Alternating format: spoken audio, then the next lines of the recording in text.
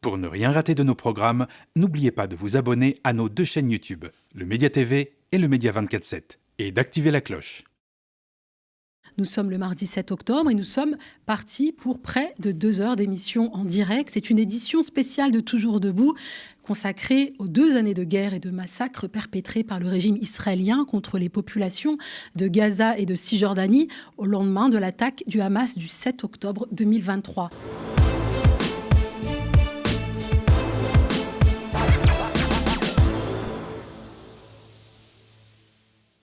Est-ce que la société israélienne soutient toujours la guerre sanglante et destructrice menée par Benyamin Netanyahou? Non, je pense que la fin de la guerre est voulue parce qu'on n'en peut plus, parce que ça demande un effort et ça demande un investissement que les gens ne vont plus donner. Mais l'état, comment dire, psychologique, voire psychotique de la société israélienne est toujours là.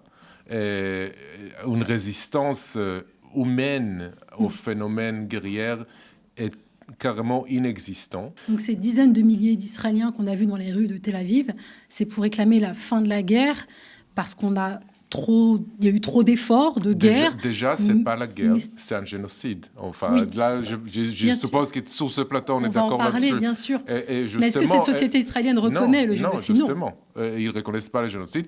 Quand il y a des gens qui disent que c'est un génocide, ces gens-là sont considérés comme des antisémites ou des auto-antisémites. Vous accusez d'antisémitisme?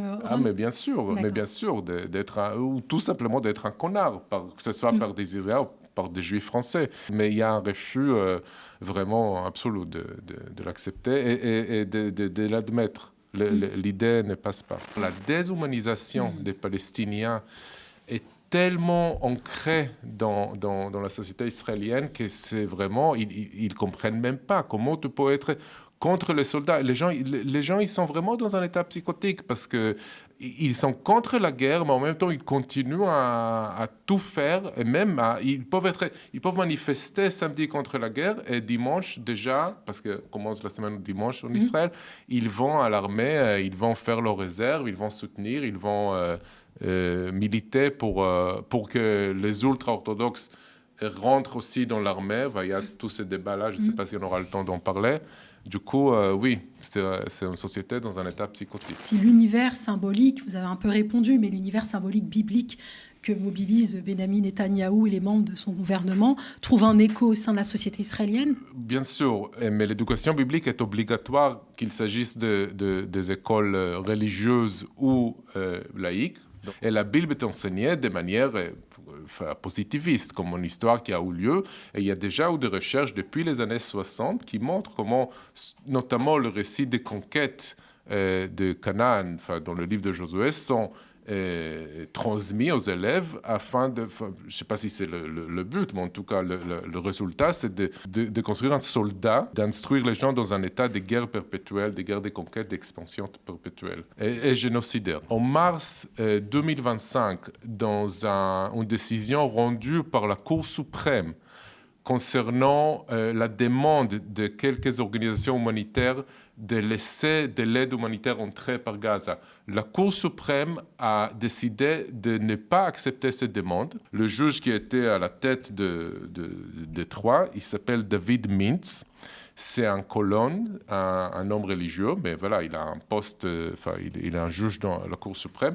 Et si vous lisez sa décision, il intègre là-bas très librement des concepts bibliques, le concept de Amalek, l'idée de ce peuple maudit dont il faut éradiquer chaque souvenir, chaque mémoire. Le peuple palestinien maudit. Oui, cette imagerie de génocidaire biblique n'est pas seulement chez les hommes politiques et dans la société, c'est aussi haut que dans la Cour suprême. C'est important de le dire en France parce que les gens ont cette séparation entre discours religieux. Ils ne se rendent pas compte que oui, la Bible, c'est un texte soi-disant religieux, mais en fait, il fait partie de la société israélienne aujourd'hui depuis 1948. Qu'il y ait Benyamin Netanyahou ou un autre homme politique, les idées sont les mêmes et que rien ne va changer. Oui, le problème, ce n'est pas le gouvernement. Le problème, c'est le régime. Le régime zioniste, j'ai vraiment du mal à comprendre des gens qui sont considérés comme des gens responsables, qui écrivent des pétitions pour la reconnaissance dans un État palestinien démilitarisé. Non, les gens qu'il faut démilitariser, c'est le régime zioniste. C'est ça le régime qui commet un génocide. Quand il y a un régime qui commet un génocide, c'est ce régime-là qu'il faut démilitariser. Après, on va pour le reste. Alors, c'est clair. Après, beaucoup a été écrit, beaucoup a été dit. Le gouvernement avant, le gouvernement de celui de Bennett, c'est ce gouvernement-là qui a décrété l'état d'organisation terroriste de 5, je ne sais plus, organisations humanitaires, enfin civiles, pardon, palestiniens. Enfin, il y a plein d'exemples. L'expansion de terreur, non, il n'y a aucune différence pour la question palestinienne humanitaire. Je crois qu'il peut y avoir à l'intérieur de la société israélienne, je suis étonné, bien entendu, que ce n'ait pas eu encore lieu, mais encore un petit peu, une désaffection des soldats qui ne voudront pas retourner pour la 7e ou la 8e fois sur un terrain où les responsables militaires disent « nous avons perdu la guerre ». À Gaza, nous sommes maîtres du ciel, mais il n'y a jamais eu un seul avion palestinien, mais nous ne sommes maîtres ni du sol, ni du sous-sol, après 2 ans du bombardement le plus effroyable. Autrement dit, je pense qu'on doit s'attendre, et je l'espère en tout cas, du côté israélien, à peut-être un choc, une modification des mentalités. Bien entendu, je ne suis pas naïf à ce point, penser que la disparition de M. Netanyahou réglera tout, mais je pense qu'on a atteint un niveau, on est passé de l'autre côté de la montagne, à un autre espace qui s'ouvre, y compris en Israël. Il y a des journalistes israéliens qui parlent très bien de ce qui se passe à l'intérieur de Gaza et qui parlent de la nécessité d'un processus de dénazification. Orly Noy, elle vient de publier un article là-dessus. On ne les invite pas dans le grand plateau. C'est intéressant que vous rappeliez que cette Cour suprême, donc une institution judiciaire, valide la décision qui a été prise de bloquer l'aide humanitaire, alors que dans le même temps, ici, dans nos médias français, on a des éditorialistes, on a des experts qui viennent et qui nous expliquent que non, l'aide humanitaire passe sans difficulté et que c'est le Hamas qui empêche l'acheminement de l'aide. Ça, c'est vraiment trop déprimant quand on voit des gens qui se présentent comme des spécialistes, qui se présentent comme des franco-israéliens, tandis que ce sont des gens qui ont un appartement d'été en Israël. Enfin bon, je ne veux pas rentrer là-dedans. Mais c'est vrai que c'est trop déprimant de voir des gens qui se présentent comme spécialistes étalent leur ignorance ouvertement. Et les rédactions qui acceptent ça, qui leur demandent et qui empêchent en même temps d'autres discours. Le problème, c'est pas seulement ce qu'ils disent là-dessus, c'est rien que présenter Israël comme une démocratie, qui est un état d'apartheid absolu. On le voit clairement aujourd'hui, avant qu'ils commettent le génocide même. Alors, parler des institutions regardées comme une démocratie vivante à cause de ces manifestations, c'est vraiment n'importe quoi. Est-ce que Benyamin Netanyahou a un intérêt au cessez-le-feu, même s'il a accepté le plan de Trump pour Gaza? Et d'ailleurs, qu'est-ce que vous pensez de ce plan, peut-être? Aude Signol. Oui, sur l'intérêt de Benyamin Netanyahou au cessez-le-feu, c'est un moyen pour moi de gagner du temps et de continuer la guerre, en fait. Et il a déjà démontré par le passé qu'il ne respectait pas, puisqu'il y avait déjà eu un premier accord de cessez-le-feu en 2023, mais surtout en janvier 2024, par étapes. Et au final, après le premier échange de prisonniers, il a mis fin au cessez-le-feu et est allé dans l'escalade militaire encore plus importante qu'auparavant.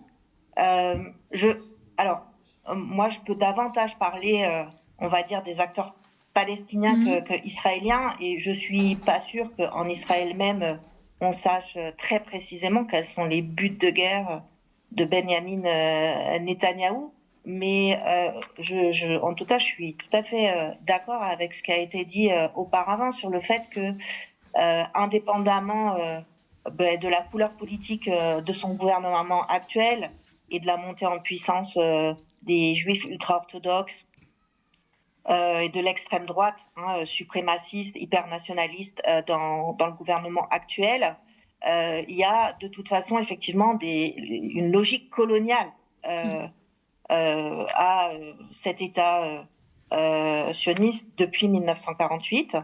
Et là, ce qu'on voit depuis ces dernières années, mais qui existait déjà dans les années, depuis les années 2000, au moment de la deuxième intifada, c'est vraiment des associations, organisations politiques israéliennes et des citoyens qui, sans complexe, j'ai envie de dire désormais, appellent à la recolonisation effectivement de la bande de Gaza, qui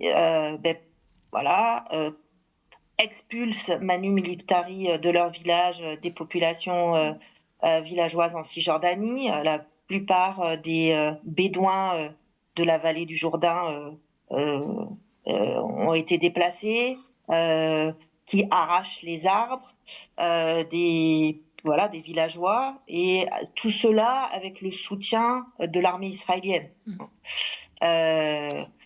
Et donc on a aujourd'hui, c'est vrai qu'on parle beaucoup de Gaza, mais et ce plan de Trump quelque part tend à accrédite finalement cette séparation entre la résolution du problème de Gaza avec celui de la Cisjordanie. Et je pense que c'est dommageable, et important de le souligner. Mais voilà, en Cisjordanie, on a une situation vraiment d'avancée importante de la colonisation et des populations palestiniennes qui vivent sous des mesures d'intimidation, des arrestations arbitraires et dans la peur, et qui ne se déplacent plus du tout d'une ville à une autre. Voilà. Donc c'est ça la réalité de la situation, avec donc des discours israéliens qui, de manière décomplexée, effectivement, disent que les Palestiniens ont d'autres États où aller. Ce qui est un discours qui a toujours existé dans le sionisme des origines, de manière minoritaire. En tout cas, c'est pas le sionisme religieux qui a donné naissance à l'État d'Israël en 1948, mais voilà, c'est un discours qui a toujours été là, et là, qui a pignon sur rue, qui avance avec l'aide de l'armée. Justement, le Hamas s'est dit prêt à accepter le plan de Trump à certaines conditions. Beaucoup de commentateurs voient dans cet accord de reddition un aveu de faiblesse, voire une humiliation pour le Hamas s'il finissait par donner son accord. Est-ce que ça sera un échec pour le Hamas, Aude Signol ?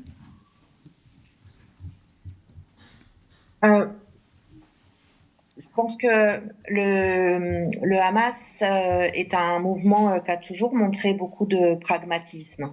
Et ce qui est certain en ce moment au sein de la société palestinienne, que ce soit en Cisjordanie, mais encore plus dans la bande de Gaza, c'est que les demandes de la population sont sur un cessez-le-feu et l'entrée de l'aide humanitaire pour répondre aux besoins primordiaux de la population. Le Hamas avait déjà annoncé que dans le cas, par exemple, parce qu'il y a des discussions sur l'entrée du Hamas dans l'OLP, la mise en place d'un gouvernement d'union nationale, ou au cas où l'autorité palestinienne reviendrait à Gaza, quelle place aurait le Hamas, etc., en interne, entre Palestiniens. Ça fait longtemps qu'ils ont déjà dit qu'ils se mettraient un peu en sourdine, justement, de la direction politique du Hamas. Et il y a eu, là, en septembre dernier, donc il y a à peine un mois, des sondages d'opinion qui viennent d'être publiés, commandités par un organisme indépendant palestinien, le Jerusalem Media and Communication Center, qui montre que il y a un véritable désintérêt, désaffiliation des populations palestiniennes vis-à-vis de l'ensemble des organisations politiques palestinienne. Voilà, il n'y a plus de crédibilité d'une certaine manière, que ce soit Hamas ou Fatah en Palestine. Ça ne veut pas dire que les Palestiniens, s'il y avait des élections, ne voterait pas pour le Hamas, parce que ça reste quand même le parti qui, à leurs yeux, défend le plus leurs droits nationaux face à l'État d'Israël. Mais il y a une véritable décrédibilisation de l'ensemble des forces politiques palestiniennes. Et d'une certaine manière, le Hamas sent aussi ça.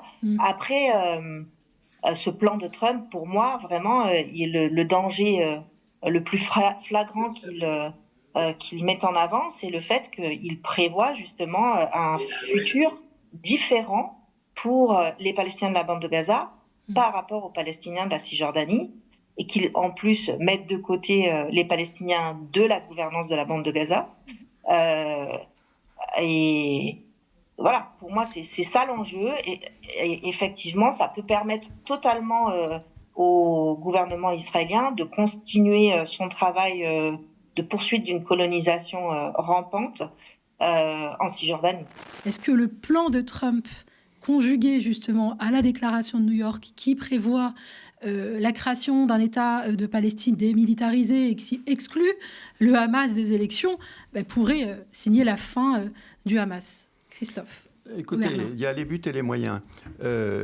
Du côté palestinien et du côté des groupes armés palestiniens, pas du côté du Hamas, de ceux qui sont nommés groupes armés palestiniens, y compris par la Cour internationale de justice, il y avait 3 objectifs au 7 octobre. Et donc, il y avait des Fatah. Moi, je connais des Gout Fatah, ce qu'on appelle les Gout Fatah à Gaza. Il y avait du FPLP, il y avait le djihad islamique, il y avait toute une série de factions unies.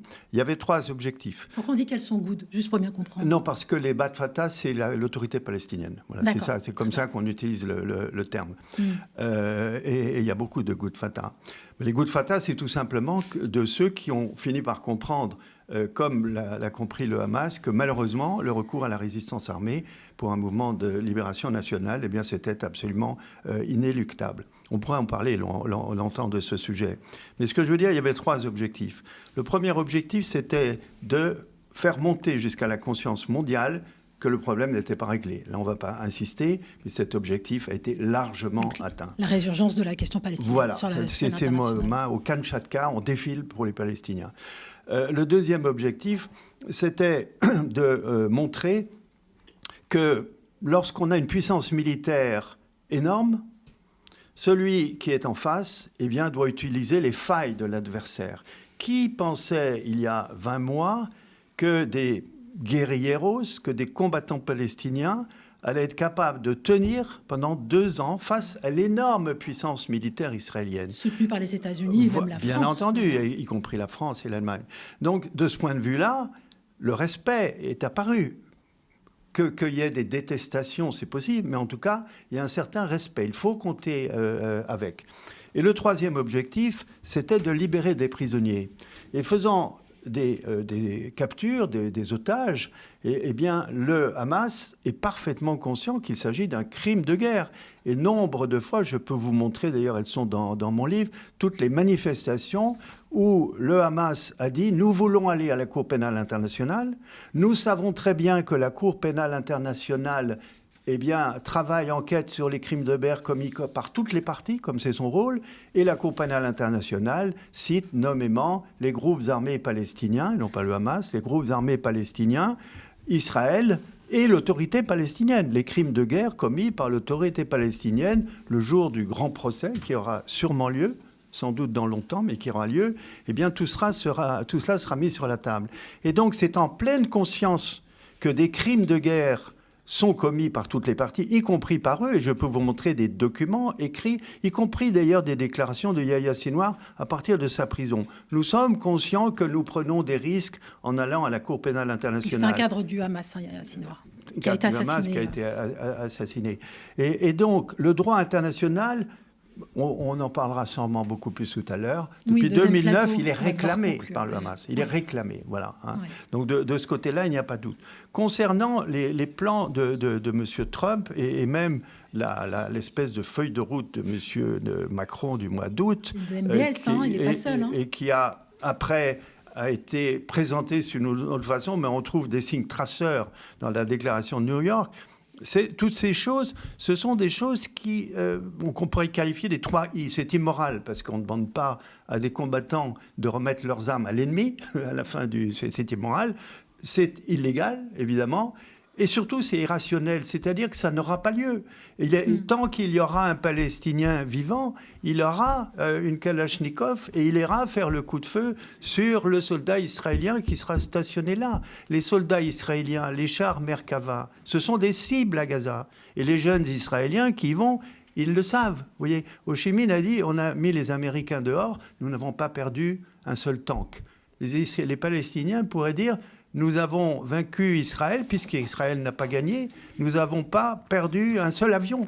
Il y a là une situation d'irrationalité à penser que l'on pourrait imposer une paix américaine sur ce territoire.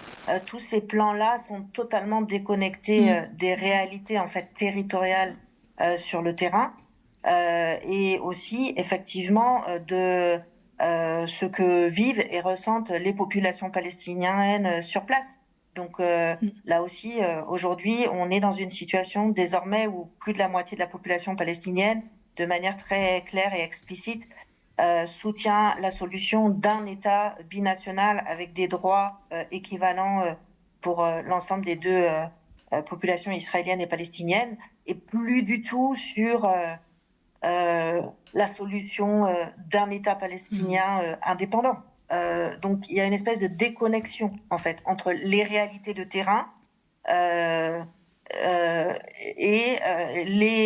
ce que les populations palestiniennes elles-mêmes souhaitent et ce qui est discuté au-delà. Ce qu'on a pu constater, si vous voulez, c'est que, ces ordonnances, elles ont été invisibilisées, ou alors il y a eu toute une entreprise, toute une propagande autour des ordonnances, essayant de démontrer au public que finalement la Cour n'avait pas dit qu'il y avait un risque de génocide, ce qui est faux, il faut le rappeler, c'est faux, la Cour a dit qu'il y avait un risque de génocide, ou alors que comme elle a dit qu'il y avait un risque, ça veut dire qu'elle n'estime pas qu'il y a génocide, donc c'est pas très grave. Non, c'est faux, c'est-à-dire qu'à ce stade procédural, la Cour ne peut pas dire plus que le risque. Ça ne veut pas dire qu'il n'y a pas déjà un génocide.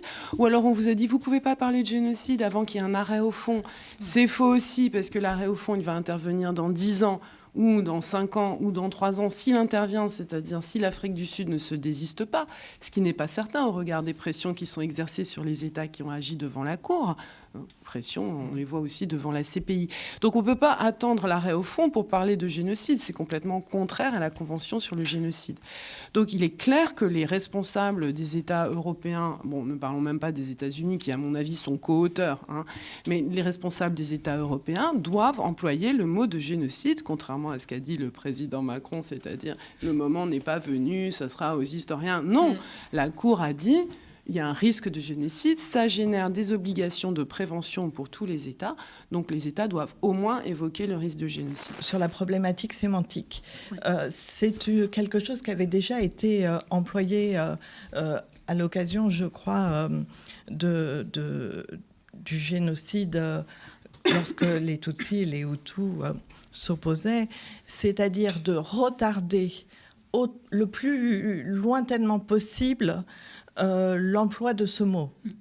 Et la bagarre sémantique que vous évoquiez, c'est vraiment ça. Plus tard, on emploiera le terme génocide et plus tard, on sera tenu par les obligations de prévention et d'action. Et il y a cette sémantique-là au niveau des pouvoirs publics qui est véritablement, c'est pas simplement de dire non, ce mot est trop fort par rapport à ce qui se passe ou par rapport à la définition. C'est véritablement pour s'autoriser à ne pas agir. Et ça, il faut le dire et le répéter parce que ce n'est pas qu'une question de bataille des mots. Ça entraîne des actes ou des absences d'actes très concrets et très préjudiciables. En revanche, j'ai remarqué qu'hier, l'Union européenne s'est précipitée pour dire qu'elle voulait absolument participer au comité, au Board for Peace, au comité pour la paix du plan Trump, parce qu'il fallait absolument qu'elle soit là. Donc quand il y a des affaires à faire, des investissements à faire, des profits à tirer, l'Union européenne est là. Par contre, il n'y a pas eu de suspension de l'accord d'association, il n'y a pas eu d'arrêt des livraisons d'armes, il n'y a pas eu d'arrêt des surveillances militaires par le Royaume-Uni sur Gaza. Ça, c'est de la participation directe, à mon avis. Tout ça, on ne l'a pas vu. Mais en revanche, quand il s'agit d'investir et de retirer, je dirais, des profits de Gaza ou des ressources naturelles palestiniennes, là, l'Union européenne est présente. Nous avions fait une communication au procureur de la Cour pénale internationale qui visait les membres de l'exécutif français et des parlementaires français qui s'étaient opposés à la mise en œuvre de sanctions qui étaient des sanctions bien banales parce que la suspension de l'accord d'association entre l'Europe et Israël, c'était la suspension d'un avantage particulier dont bénéficie Israël.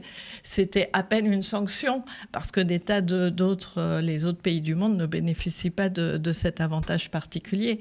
Donc c'est à peine si on pouvait qualifier cela de sanction. Et pour autant, des parlementaires français se sont opposés à ce que la France soutienne cette mesure et avec le fonctionnement un peu complexe de l'Europe et les règles d'unanimité, bien malheureusement, on n'est pas encore près de voir ces accords être suspendus. Nous travaillons et nous avons différents projets sur l'interdiction des produits issus des colonies. La colonisation est un crime.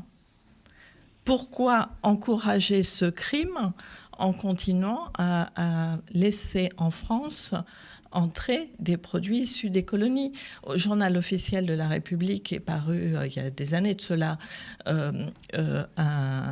une décision concernant l'étiquetage des produits issus des colonies qui doivent être mentionnés en tant que produits issus des colonies. Israël ne respecte pas cet étiquetage. Il n'y a pas de sanctions au niveau des services douaniers, des contrôles. Et tout ça, il faut que nous tous, on soit systématiquement derrière tout cela pour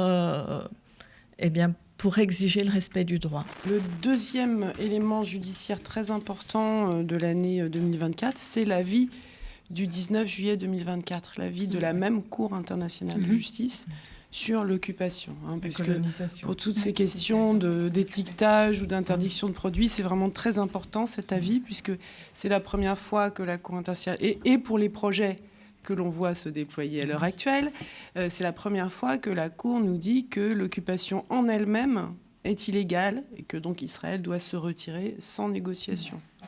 Donc Israël doit se retirer parce que l'occupation est illégale. Et au cœur de la vie, si vous voulez, il y a le droit du peuple palestinien à disposer de lui-même comme norme impérative et comme droit inaliénable. Donc ça, c'est quelque chose qu'il faut vraiment avoir à l'esprit pour évaluer tous les projets qu'on a sous les yeux à l'heure actuelle. C'est encore plus peut-être sur cet avis qu'il va falloir se reposer que sur les ordonnances génocide. Donc il ne faut vraiment pas l'oublier. Donc Israël devait se retirer, Israël devait évacuer les colonies, réparer aussi. Et démanteler le système d'apartheid dans les territoires palestiniens occupés. Donc ça, c'est vraiment très important. Et tous les États avaient aussi des obligations de prendre des mesures pour forcer Israël à ce retrait, à ce démantèlement dans les 12 mois. Donc ça, c'est vraiment un avis qui est extrêmement important et qui aussi, je crois, a été complètement invisibilisé en France. J'aimerais soulever un point tout à fait intéressant. C'est la schizophrénie française, ce que j'appelle la schizophrénie française. Parce que lorsqu'il a été demandé l'avis de la Cour, justement, sur les conséquences de la colonisation, les États peuvent exprimer leur position.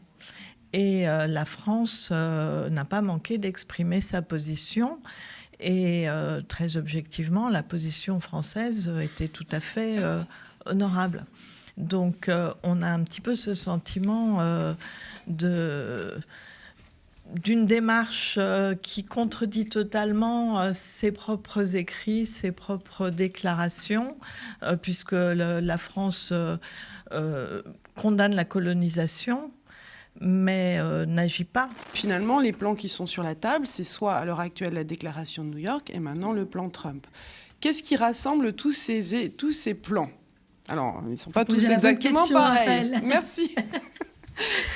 Ce Ce que veulent les États occidentaux, d'abord, dans tous ces documents, c'est effacer la responsabilité d'Israël pour le génocide, pour l'occupation illicite. Dans les déclarations de New York, dans le plan Trump, il n'est jamais question de responsabilité d'Israël, que ce soit la responsabilité pénale de ses dirigeants ou que ce soit la réparation. Il n'est jamais question de réparer les dommages causés à Gaza. Il est question d'obtenir des financements de l'Arabie Saoudite, des États du Golfe, pour rebâtir Gaza. Donc, premier point, effacer la responsabilité d'Israël, ce qui est complètement contraire à ce qui avait été dit par la Cour internationale de justice l'année dernière. D'autre part, dans tous ces plans, les États occidentaux veulent un peuple palestinien. Le plan Trump nous dit que Gaza sera une zone déradicalisée. On est en plein génocide tout de même. C'est quand même... c'est presque, répugnant, comme dirait Joseph Massad. On est dans une forme d'obscénité de l'impérialisme cash de Donald Trump. Donc les États veulent un peuple palestinien désarmé et déradicalisé. Donc ça, on trouve ça à la fois dans le document de New York et évidemment dans le plan de Donald Trump, alors que, évidemment, tout État à venir a le droit, en tant qu'État souverain, de construire sa politique de défense. Donc ça, par-delà la question de la résistance à l'oppression, comme reconnue soit par le droit international, soit comme droit naturel quand même face à un génocide. On veut aussi un peuple palestinien représenté par qui convient. Donc l'autorité palestinienne, avec des élections qui seraient éventuellement organisées, c'est dans la déclaration de New York, qui écarterait, c'est tout à fait pensé, parce qu'en 2006, on se souvient de 2006, lorsque le Hamas avait remporté les élections.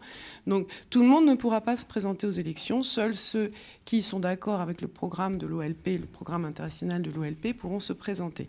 Donc c'est un État, c'est une entité dans laquelle le peuple palestinien ne pourra pas s'exprimer librement. Les États occidentaux, ils veulent aussi, et c'est ça qui est vraiment indécent là ces derniers jours, ils veulent vraiment participer au profit de la reconstruction et l'exploitation des ressources naturelles.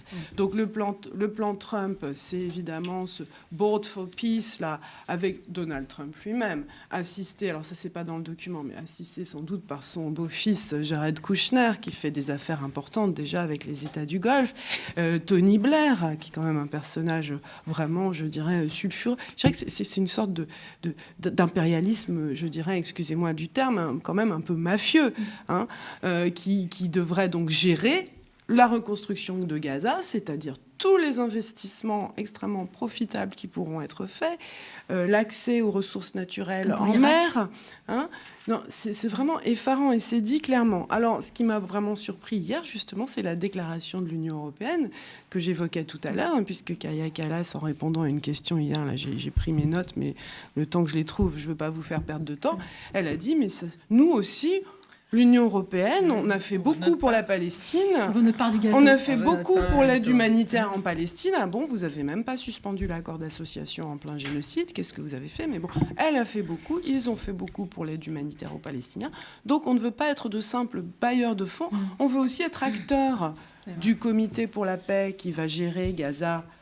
Bien sûr, puisque les entreprises européennes veulent participer à cette reconstruction, à la démolition, à la reconstruction, à l'exploitation des ressources naturelles. Si des contrats sont conclus sur cette base, comme ce fut le cas dans le cas du Sahara occidental, ils pourront être contestés sur la base du droit international. Voilà. Vous avez une forme, je dirais, presque d'une grande vulgarité de l'impérialisme américain, qui s'affiche clairement comme mafieux, je dirais. C'est moi qui vais présider, et puis il y aura Tony Blair. Vous avez une forme plus douce de l'impérialisme européen, c'est plus présentable. Mais enfin, je dirais aussi, c'est aussi honteux de s'avancer alors qu'on n'a absolument rien fait en période génocidaire, qui se poursuit d'ailleurs. Et tout ça prospère sur l'idée qu'il va d'abord falloir déradicaliser Gaza, démilitariser. Il va falloir que les combattants palestiniens rendent les armes pour construire un État qui serait lui-même démilitarisé. Enfin, tout ça est vraiment, je reprends les termes de Joseph Massad, relève d'une forme d'obscénité absolument... Enfin, personnellement, là, je porte un jugement moral, non juridique, mais moralement choquant. Je pense que beaucoup de Palestiniens, effectivement, vivent avec terreur, effroi. L'immensité de la destruction, de la violence qui s'abat sur notre peuple à Gaza. On pense bien sûr aux Palestiniens qui ont leur famille là-bas. On pense bien sûr aussi aux Palestiniens qui ont dû fuir la bande de Gaza et qui aujourd'hui sont parmi nous. Ces rescapés du génocide qu'on entend très peu encore, y compris parce qu'ils ont peur, y compris parce qu'on les menace systématiquement.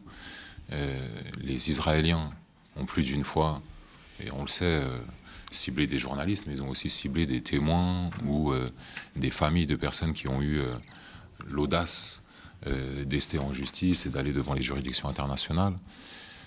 Mais il y a aussi une peur, hélas, il faut le dire, de ce qu'on risque quand on prend la parole ici en France et plus généralement en Europe ou en Occident. Donc moi je fais partie de ceux qui disent qu'on ne peut pas avoir peur quand on voit l'immensité du sacrifice que consentent notre peuple, nos frères et sœurs à Gaza notamment et partout en Palestine. Et en même temps, j'ai beaucoup de, j'allais dire pitié, de compassion pour celles et ceux qui n'ont pas encore trouvé le chemin de l'engagement, de l'action, qui n'ont pas encore trouvé la réponse à cette question qu'on se pose toutes et tous à chaque instant de notre vie. Quelle est ma place, quel est le rôle que je peux prendre aujourd'hui dans cette lutte terrible et tellement longue, mon Dieu, contre le génocide. Et ce que je constate, c'est qu'effectivement, il y a eu énormément d'effondrements, de dépressions, de situations voilà, qui font, qui atteignent dans leur chair et dans leur âme, dans leur foyer, les personnes palestiniennes. Mais ce que je constate pour aller quand même à l'endroit de notre responsabilité, c'est que il y a un chemin de guérison, c'est celui de l'action. C'est celui où, justement, plutôt que de s'effondrer face à la violence et à la terreur coloniale, on trouve cet endroit en nous où on est encore debout, digne et capable d'affronter la machine de guerre et la machine de mort. Cet endroit où on affronte la peur, cet endroit où on retrouve notre agentivité, cet endroit où on retrouve en fait notre caractère d'humain, qui, quelle que soit la violence, les tortures, et là-dessus, encore une fois, on a 1000 exemples extraordinaires voilà, de Palestiniens dans la bande de Gaza qui, dans les décombres de leur maison, disent avec une dignité extraordinaire, je resterai là. Des personnes qui enterrent leurs enfants et qui disent malgré tout notre combat est juste et on continue. Des prisonniers palestiniens qui, malgré les tortures, les abus, les agressions sexuelles et tous les sévices qu'ils peuvent subir, continuent de dire notre résistance est juste et légitime. Donc on a 1000 exemples comme ça, 1000 bougies qui, dans l'obscurité de cette nuit coloniale, continuent de nous animer et de nous porter. Et je pense que vraiment c'est important de le dire. Le combat est un chemin de guérison face à cette violence qui pourrait nous rendre malades et nous enfermer dans la tristesse. Les menaces et les violences se multiplient. En fait, il y a une sorte de continuum colonial qui, bien sûr, a pour centre de gravité la bande de Gaza, mais qui en fait s'étend partout à travers le monde, notamment en Occident et singulièrement en France, et qui poursuit et développe cette violence coloniale et raciste dont sont l'objet les Palestiniens et plus généralement tous ceux et celles qui soutiennent cette cause. Bon, Bruno Retailleau, je ne sais pas qu'en dire honnêtement, si ce n'est peut-être qu'on doit se réjouir que ce gouvernement qui prétendait dissoudre Urgence Palestine est aujourd'hui dissous et que Urgence Palestine est encore et toujours là. Certains diront le karma, nous on dirait le miktoub. Ouais. Donc ça fait partie de ces petites victoires qu'on peut célébrer et il faut le dire, c'est pas juste une victoire qui vient du hasard et des alignements des planètes, c'est le fruit d'un travail militant, d'une mobilisation populaire, d'une solidarité extraordinaire d'organisations politiques, syndicales, associatives, dont l'Union juive française pour la paix. Et ils ont fait partie vraiment des premiers à venir de façon très forte aux côtés d'Urgence Palestine pour dire non à cette répression terrible. Et donc, on pourrait fanfaronner, il faut le dire aussi, c'est vrai que c'est une répression qui fait mal aux mouvements sociaux, aux organisations collectives qui sont les nôtres. Ça a des impacts, ça a des incidences. On a fonctionné du coup avec énormément d'incertitudes, On a dû mettre toute notre énergie pour sauver Urgence Palestine, alors que, censément, notre énergie, elle devrait aller en priorité sur la lutte contre ce génocide. Et la lutte contre ce génocide, c'est notamment la lutte contre l'impunité des génocidaires et de leurs complices. Donc, pour nous, ce qui est important de dire, c'est que cette répression qui vise les mouvements de solidarité avec la Palestine et les Palestiniens singulièrement, c'est une des formes, un des visages de la complicité française avec le génocide, impunité des génocidaires d'un côté, répression du mouvement de solidarité avec la Palestine. C'est là ce dont Retailleau et l'ensemble de ces gouvernements auront à rendre des comptes. Je voudrais rappeler que le mouvement de solidarité pour la Palestine n'est pas un mouvement antisémite. Je pense qu'il faut rendre hommage au mouvement de solidarité pour la Palestine et que sa boussole est le droit international et qu'il a l'intelligence d'être clair. Le mouvement de solidarité pour la Palestine ne fait pas l'amalgame entre Israéliens et Juifs. Et il ne souhaite pas être associé à d'éventuels défenseurs du peuple palestinien dont les accointances avec des mouvements d'extrême droite sont avérées. Et il est clair et vigilant à cet égard. Et c'est important pour la défense des mouvements palestiniens de clairement définir les lignes rouges, si on peut dire, entre une extrême droite qui est antisémite, même si elle est sioniste, et le mouvement de défense du peuple palestinien qui ne veut pas dans ses rangs d'antisémites et qui lutte contre cet aspect-là des choses. Vous, en tant que justement militante, on n'a pas beaucoup évoqué aussi ce que ça représentait pour une juive anti-décoloniale qui est engagée du côté palestinien. Ça a aussi un prix. Lequel ? Ça a aussi un prix avec les familles, mais je veux dire par rapport au génocide, ça n'a aucun poids. Mais ça a un prix, effectivement. Je rejoindrai les termes d'Omar, l'agentivité, l'importance de lutter pour le droit international et le droit humain, l'égalité des droits de tous. Tout être humain a le droit de vivre sur cette terre et dignement. Et donc, effectivement, pour ne pas s'effondrer, l'un de nos moyens, c'est de lutter en tant que mouvement juif antisioniste, aussi bien l'UGFP que Tzedek. Nous portons cette lutte qui est pour nous essentielle pour défendre les droits humains de manière générale. Je pense que c'est parce que les opinions sont plus acquises que jamais au caractère juste et légitime de cette cause palestinienne que, justement, il y a un raidissement des pouvoirs en place et que je ne crois pas personnellement à la normalisation. Au contraire, on voit aujourd'hui qu'il y a toute une série de projets législatifs, par exemple pour cadenasser les voix palestiniennes et alliées dans les universités, des propositions de loi qui visent justement à mettre dans le marbre de la loi française cette équivalence entre antisémitisme et antisionisme. Donc il y a une offensive ou une contre-offensive qui est encore à l'œuvre. Après, on le voit, c'est quelque chose qui fait partie d'une réalité des gouvernements français, d'un pouvoir, en fait, moi je le dis de façon très tranquille, d'une bourgeoisie raciste et coloniale qui s'agrippe au pouvoir dans ce pays, de milliardaires qui prétendent gouverner le monde et qui aujourd'hui n'ont plus que la force, y compris celle de la loi et de la répression, des tribunaux et de la police. Mais il faut continuer et rester lucide. C'est des signes de faiblesse de l'ennemi, pas des signes de force que de brader ainsi les principes qui sont normalement constitutifs de nos démocraties, à savoir la liberté d'expression, la liberté d'association, etc. Entre janvier et mai 2024, au moins, il y a l'association Israel Forever et une autre association israélienne qui inclut des franco-israéliens, donc que la France était en capacité d'intervenir. On ne va pas revenir sur le droit, je ne suis pas juriste. Et donc nous avons introduit effectivement une action de complicité de génocide à l'encontre de ces deux organisations et des personnes, notamment Nili Kupfer, qui sont dans cette organisation. Et le parquet a suivi, puisqu'il a, le parquet donc, national antiterroriste, a ouvert l'action. Oui, ouvert une information, enfin, ouvert l'action. Et donc, ces personnes sont effectivement poursuivies Le problème, c'est qu'elles viendront sans doute jamais en France, donc je ne sais pas quelle est la suite qui sera donnée à cette procédure, mais c'est très important. Donc la France reconnaît la complicité de génocide de franco-israéliens. L'association Israel Forever, c'est une association française.